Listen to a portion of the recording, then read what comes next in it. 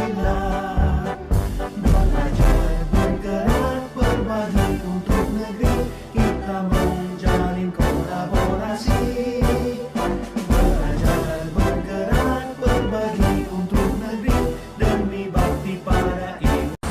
Baik, selamat pagi. Perkenalkan, nama saya Nafita Sari Manurung. Saya adalah seorang CGP Angkatan 9 dari Kota Pematang. Hari ini saya akan mengadakan wawancara dengan kepala sekolah saya, Miss Eni Kiki Purba. Selamat pagi, Miss. Selamat pagi, Miss. Apa kabarnya, Miss? Puji Tuhan, baik, Miss. Miss, apa kabar? Saya sehat, Miss. Maaf ya, Miss, hari ini saya sedikit mengganggu. Saya ingin memberikan beberapa pertanyaan untuk Miss. Boleh, Miss? Boleh, silakan, Miss. Baik, Miss. Hari ini kita akan membahas mengenai modul 3.1, yaitu pengambilan keputusan berbasis nilai-nilai kebajikan sebagai pemimpin. Yang pertama, Miss Kiki, selama ini Miss sebagai kepala sekolah, bagaimana cara Miss mengidentifikasi kasus-kasus yang merupakan dilema etika atau rujukan moral, Miss? Baik, pengambilan keputusan yang tepat itu sangat penting, Miss. Ini karena dapat berdampak ada terciptanya lingkungan yang positif, kemudian kondusif, aman dan nyaman. Jadi untuk dapat mengambil keputusan terhadap suatu kasus secara tepat, tentu saja kita harus mengetahui terlebih dahulu kasus apa yang terjadi, apakah termasuk dilema etika atau rujukan moral. Karena kan dilema etika itu merupakan situasi yang terjadi ketika seorang harus memilih antara dua pilihan, di mana kedua pilihan secara moral benar, tapi bertentangan, kan begitu. Sedangkan rujukan moral merupakan situasi yang terjadi ketika seseorang itu harus membuat keputusan antara benar atau salah. Gitu. Jadi tidak ada satu keputusan manapun yang bisa memuaskan semua orang sebenarnya, tetapi kita upayakan untuk meminimalisir jumlah yang tidak puas. Artinya supaya keputusan yang kita ambil itu benar-benar berdampak bagi semua orang. Baik, berarti tergantung keputusan manusia. Kalau bisa keputusan itu tidak banyak merugikan orang, karena memang kita tidak bisa memuaskan semua orang. Benar. Tidak ada keputusan yang benar, tidak ada yang salah, ya. Yang kedua, Miss, selama ini bagaimana Miss menjalankan pengambilan keputusan di sekolah kita, terutama untuk kasus-kasus di mana ada dua kepentingan yang sama-sama benar atau sama-sama mengandung nilai kebajikan, Miss? Baik, dalam menjalankan pengambilan keputusan diupayakan harus terlebih dahulu bermusyawarah, Miss, kepada seluruh guru dan juga stakeholder ataupun pihak-pihak yang terkait di dalam sekolah kita. Artinya meskipun sebenarnya kepala sekolah itu bisa untuk memutuskan suatu keputusan, tetapi balik lagi saya katakan bahwasanya kepala sekolah itu tidak bisa berjalan sendiri, melainkan harus duduk bersama dengan para guru, banyak ngobrol, berkomunikasi untuk menjajaki informasi sehingga keputusan yang diambil lagi-lagi itu bisa berdampak ke semua orang. Keputusannya juga adalah sebuah keputusan yang tepat. Oke, berarti ketika mengambil keputusan, kepala sekolah bermusyawarah dengan guru. Seperti itu, Miss. Terima kasih, Miss Kiki. Pertanyaan yang ketiga, langkah-langkah atau prosedur seperti apa yang bisa Miss lakukan selama ini? Baik, langkah ataupun prosedur yang biasa dilakukan adalah mengajak guru untuk berdiskusi melalui rapat internal yang seperti biasa kita lakukan. Jadi setiap waktu itu kita siap sebenarnya untuk menyelesaikan sebuah kasus, karena kasus tidak bisa kan diprediksi kapan munculnya ataupun kapan datangnya. Tapi masalah penyelesaiannya segera atau tidak itu kan tergantung karakteristik kasusnya. Maka sedapat mungkin harus diselesaikan dengan memperhatikan prosedurnya. Yang pertama itu adalah skala prioritas, kemudian juga terlebih dahulu kita harus identifikasi kasusnya dan sebagainya. Oke, berarti kita lihat dulu ya, kita identifikasi harus seperti apa, lalu kita melakukan musyawarah rapat bersama. Yes. Oke, Miss, pertanyaan yang selanjutnya, hal-hal apa saja yang selama ini Miss anggap efektif dalam pengambilan keputusan pada kasus-kasus dilema etika, Miss? Baik, hal yang efektif dalam mengambil keputusan adanya tindakan preventif terlebih dahulu sebelum terjadi permasalahan. Oke, kita adakan Indonesia supaya mengidentifikasi supaya ada permasalahan yang luar dari prediksi. Benar. Baik, Miss. Pertanyaan yang kelima, hal-hal apa saja yang selama ini merupakan tantangan Miss dalam mengambil keputusan pada kasus-kasus dilema? Mungkin ada tantangan-tantangan tersendiri yang Miss ya, menjadi kepala sekolah itu harus dituntut untuk memberikan keputusan yang bisa menyenangkan banyak pihak seperti itu. Iya, benar. Tantangan dalam pengambilan keputusan adalah sedikit banyaknya kurang ketegasan dalam beberapa kasus jika dihadapkan dengan persoalan yang melibatkan kemanusiaan. Begitu. Jadi memang seorang pemimpin itu harus bisa memutuskan sesuatu, dan memang memutuskan itu adalah hak prerogatif dari seorang pemimpin ataupun kepala sekolah. Tetapi dalam mengambil keputusan, Miss, kita penting untuk meminta bantuan ataupun meminta masukan dari rekan-rekan guru, kemudian untuk dapat memilah sehingga keputusan yang diambil itu bisa menyamankan semua pihak. Oke, baik. Selanjutnya, Miss, apakah Miss mempunyai sebuah tata cara atau jadwal tertentu dalam penyelesaian suatu kasus dilema etika? Atau apakah Miss langsung menyelesaikannya di tempat, atau Miss membuat jadwal untuk menyelesaikannya dalam bentuk atau prosedur seperti apa yang Miss jalankan jika memiliki jadwal tertentu? Oh, baik. Tidak ada jadwal khusus dalam penyelesaian kasus dilema etika, karena memang langsung diselesaikan dengan melakukan koordinasi dengan para guru yang ada di sekolah ini. Oke, berarti kita langsung kalau ada kasus dilema etika, kita selesaikan dengan para guru dengan waktu yang cepat. Benar, langsung kita sharingkan daripada dilama-lamakan yang Miss berlanjut kasus tersebut. Baik, Miss Kiki. Pertanyaan yang ketujuh, adakah seseorang atau faktor-faktor yang selama ini mempermudah atau membantu Miss dalam mengambil keputusan pada kasus-kasus dilema etika ini? Baik, berdasarkan pengalaman saya, yang biasa membantu ataupun yang mempermudah dalam mengambil keputusan adalah rekan-rekan guru yang ada di sekolah ini. Rekan guru ya, Miss ya? Baik, Miss. Apakah orang tua ikut membantu Miss dalam mengambil keputusan? Tentu, juga. Berarti orang tua dan juga guru ya, Miss ya? Baik, Miss Kiki. Pertanyaan yang terakhir ya, Miss. Dari semua hal yang telah Anda sampaikan tadi, pembelajaran yang dapat kita petik dari pengalaman kita dalam mengambil suatu keputusan yang merupakan kasus dilema etika, menurut Miss Kiki apa? Baik, pembelajaran yang bisa saya ambil adalah tidak semua yang kita anggap benar itu benar, karena memang harus dilihat dari berbagai sisi. Dan lagi saya katakan bahwasannya seni memimpin itu, Miss, adalah harus banyak mendengarkan keluhan, banyak mendengarkan masukan dari partner kerja kita yang ada di sekolah. Baik, berarti kita harus lebih banyak sharing yang Miss, lebih banyak membuat diskusi dalam menghadapi suatu kasus demi dilema etika. Benar. Ya, Miss Kiki. Baik, Miss Kiki, terima kasih buat waktunya. Sehat-sehat ya, Amin. Miss. Juga sehat-sehat, Semoga Miss. menjadi pemimpin yang terbaik buat sekolah kita. Amin. Sekian wawancara kami hari ini, semoga bisa menjadi inspirasi. Salam guru penggerak. Salam guru penggerak.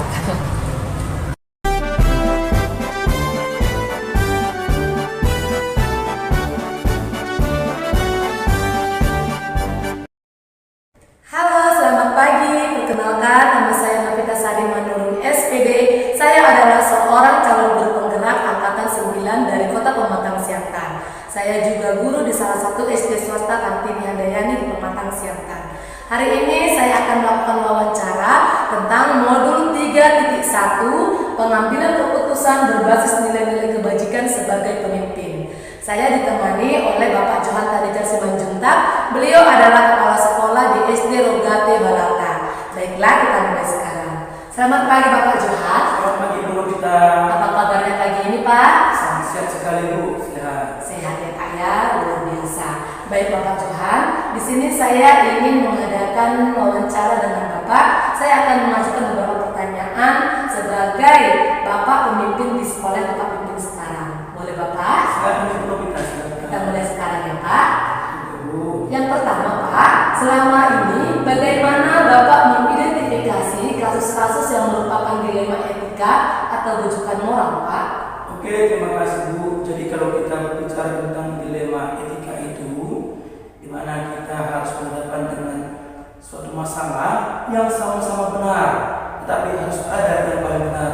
dari masalah itu dibandingkan dengan keputusan moral, di mana kita di situasi kita adalah harus ada keputusan yang harus kita ambil, benar atau salah.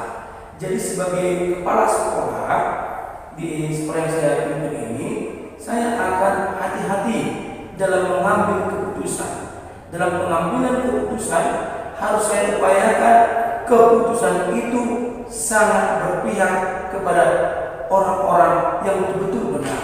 Karena dalam pengambilan keputusan, setiap keputusan itu belum tentu menyenangkan banyak orang. Jadi kita harus mengambil keputusan yang benar-benar menyenangkan banyak orang. Dalam arti ambillah keputusan yang win-win solution, artinya keputusan yang sama-sama menguntungkan dari beberapa pihak yang sedang dalam persoalan tersebut. Begitu Ibu memberikan keputusannya.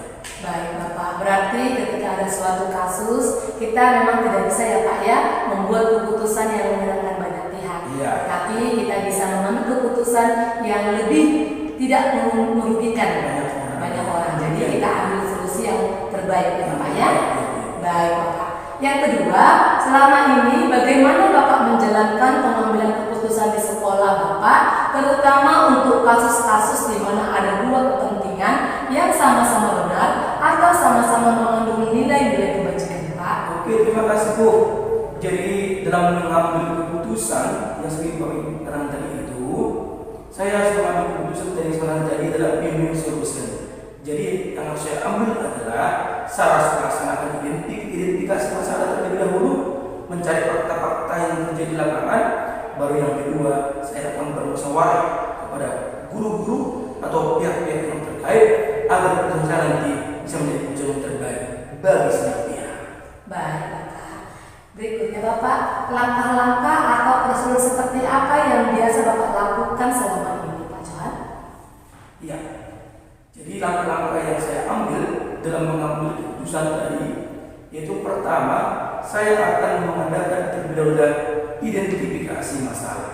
Saya akan mencari fakta-fakta ke lapangan untuk mencari apa yang terjadi dalam konflik tersebut. Setelah saya mengumpulkan semua fakta-fakta itu, lalu saya pelajari. Baru yang kedua, sebagai kepala sekolah saya tidak bisa tidak otoriter.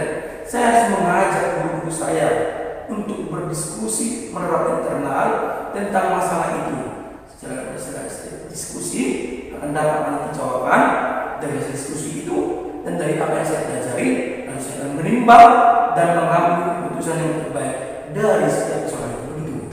Baik, berarti Bapak akan melakukan identifikasi masalah dulu, kemudian Bapak cari faktanya, lalu mengadakan musyawarah bersama rekan guru. Sebagai kepala sekolah memang kita tidak seharusnya bisa mengambil keputusan tanpa berdiskusi dulu ya Pak ya. Baik, terima kasih Bapak Johan. Yang berikutnya, hal apa saja yang selama ini Anda anggap efektif dalam pengambilan keputusan pada kasus-kasus dilema etika Pak?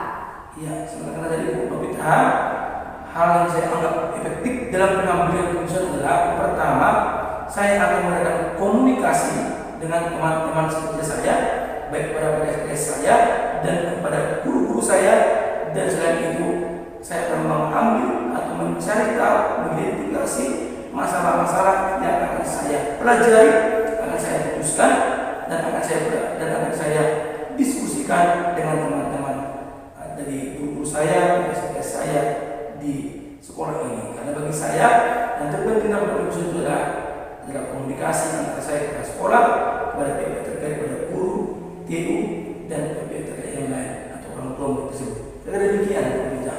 Baik Pak, berarti ketika Bapak mengambil keputusan harus ada juga pihak-pihak yang ada berhubungan atau keterkaitan dengan kasus yang terjadi ya Pak. Baik Pak. Hal apa saja yang selama ini merupakan tantangan bagi Bapak dalam mengambil keputusan pada kasus-kasus dilema etika? Oke, terima kasih. Jadi tantangan yang banyak saya alami itu adalah kurangnya ketegasan bagi saya jika dihadapkan dengan persoalan yang melibatkan kemanusiaan, yang melibatkan etika itu. Apalagi sekolah ini adalah sekolah konfesi atau sekolah yang berbasis gerejawi, jadi saya harus berhati-hati dalam mengambil keputusan itu. Jadi kadang-kadang saya dilema apakah ini sesuai, apakah ini tidak sesuai, bagaimana ya? Ada ketakutan saya dalam mengambil keputusan itu. Akhirnya saya menjadi kurang tegas dalam mengambil keputusan yang berhubungan dengan etika tadi itu. Saya takut apakah ini salah, menjadi prosedur saya ini, atau nanti menjadi keputusan yang tidak baik bagi beberapa pihak. Itu yang kadang saya alami kurang ketegasan saya dalam mengambil keputusan itu. Kita demikian dulu kita. Baik Pak, berarti tantangan yang Bapak rasakan selama mengambil keputusan, Bapak terlalu banyak pertimbangan ketika menghadapi masalah, jadi kurang ada ketegasan yang bisa Bapak ambil dalam menyelesaikan kasus-kasus, lebih kasus dilema etika. Pak, baik Bapak. Pertanyaan selanjutnya, apakah Bapak memiliki sebuah tata cara atau jadwal tertentu dalam sebuah penyelesaian kasus dilema etika? Apakah Bapak langsung menyelesaikannya di tempat atau memiliki sebuah jadwal yang menyelesaikan bentuk atau prosedur seperti apa yang Bapak jalankan ketika Bapak ingin menyelesaikan kasus dilema etika tadi? Oke, terima kasih Bu. Jadi kalau dalam masalah dilema etika ini tidak ada jadwal khusus yang saya buat. Itu bisa saya lihat dari begitu besar kecilnya dari sebuah masalah dilema etika itu. Kalau contohnya permasalahan itu masih bisa langsung diselesaikan, akan langsung diselesaikan langsung dengan pihak-pihak terkait. Tetapi jika masalah itu sangat masalah menengah ke atas atau masalah yang harus diselesaikan dengan berbagai jenjang-jenjang, saya akan melaksanakan jadwal khusus untuk menghadapi masalah itu dan mengambil keputusan terhadap masalah itu. Artinya tidak ada jadwal khusus. Saya melihat sebesar apa masalah itu. Kalau harus diselesaikan pada masalah itu, saya selesaikan. Tetapi kalau misalnya harus bertahap-tahap, saya akan menjalannya secara bertahap-tahap. Kira-kira demikian. Baik Pak, berarti ketika ada kasus dilema etika sekolah Bapak langsung menyelesaikan lebih cepat lebih baik, gitu ya Pak ya, daripada semakin berlarut masalahnya ya kan Pak. Berarti tidak ada jawab khusus yang Bapak berikan. Oke Pak, terima kasih.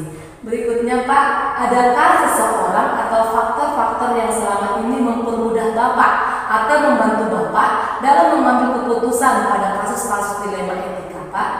Ya, terima kasih. Jadi selama ini saya alami yang bisa membantu atau mempermudah saya dalam pengambilan keputusan adalah rekan-rekan guru saya, karena mereka yang mengenal murid-murid saya, siswa-siswa saya, dan pihak terkait. Jadi guru-guru inilah yang saya andalkan dalam membantu saya dalam mengambil keputusan sebagai pihak yang terdekat dengan murid-murid yang menghadapi masalah. Jadi mereka lah menurut saya yang sangat membantu saya dalam mengambil keputusan. Demikian.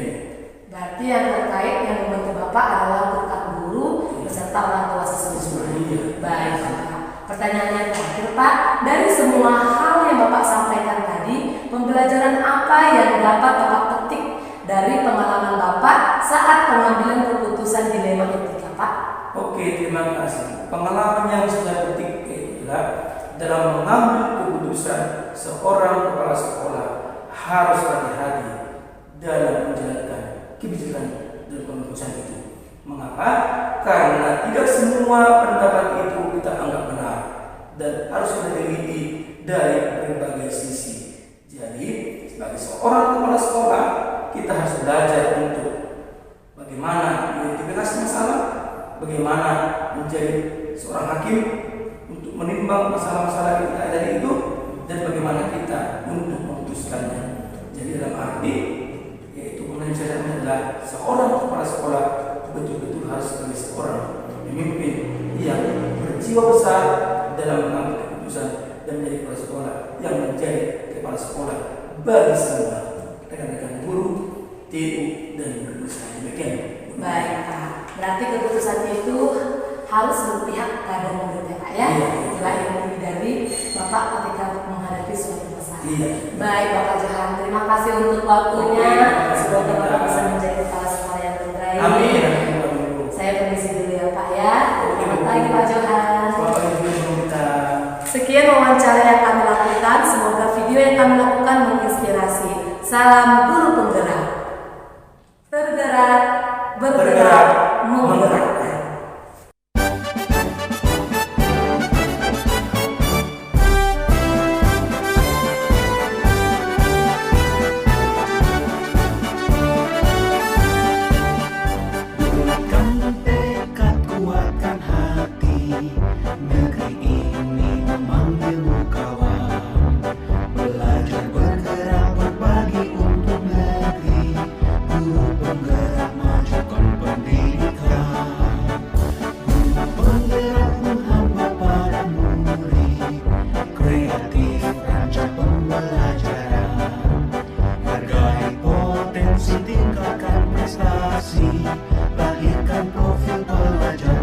Pancasila. Belajar bergerak berbagi untuk negeri, kita menjalin kolaborasi. Belajar bergerak berbagi untuk negeri, demi bakti pada Ibu Pertiwi.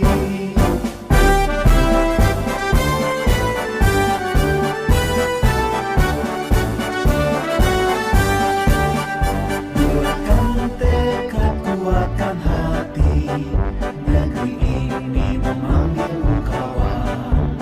Belajar bergerak berbagi untuk negeri, guru penggerak majukan pendidikan. Guru penggerak menghamba pada murid, kreatif rancang pembelajaran. Hargai potensi, tingkatkan prestasi, lahirkan profil pelajar Pancasila. Belajar bergerak berbagi untuk negeri, kita menjalin kolaborasi. Belajar bergerak berbagi untuk negeri, demi bakti pada Ibu Pertiwi. Kuatkan tekad, kuatkan hati, negeri ini memanggilmu kawan. Belajar bergerak berbagi untuk negeri, guru penggerak majukan pendidikan. Guru penggerak menghamba pada murid, kreatif rancang pembelajaran.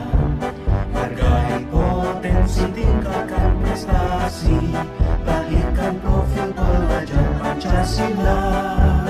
Belajar bergerak berbagi untuk negeri, kita menjalin kolaborasi.